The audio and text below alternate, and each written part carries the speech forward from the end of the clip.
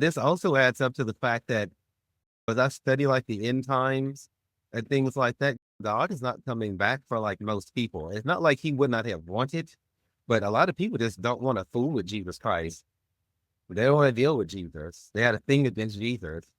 I counsel you to get over your anger at Jesus at the church or wherever you got it from, because you're not going to heaven without Jesus. I've had people ask me like, if I'm a good person and I'm wrong about this and he still let me in, the answer is no. You're going to hell with the devil, because God is a God of relationships.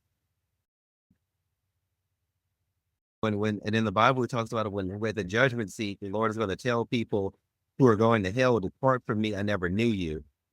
Meaning you never bothered to establish a relationship with me and my son and get to know us, which is the requirement for salvation.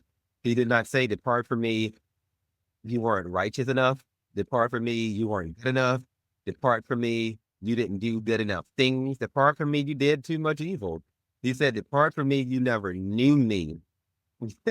You're only going to go with God and Jesus to heaven if you have a relationship with both of them. That is the final answer on that. And you can't change that to find a version of it that works for you. This is not one of those things you can works for you. You can't do that with that. It's not going to work that way. And I'm going to do a completely different message on like how there's a difference between a good person versus a righteous person. Because it was Christ who said, for a good man, people would dare to die, but a righteous man, people wouldn't do that for him. Because a good person is somebody who has those external actions of being good, who know how to do the things. But a righteous person is somebody who's going to stand for Yahweh, Jesus Christ, and the Holy Ghost, and stand for what is right, even when it's not popular. See, a good person can do those things that stir your emotions and get you to emotionalism. I know, save a dying baby or whatever the case might be. But a righteous person is somebody who's going to say or tell their friend, you shouldn't sleep with all of those people, bro, because that's not good for your soul.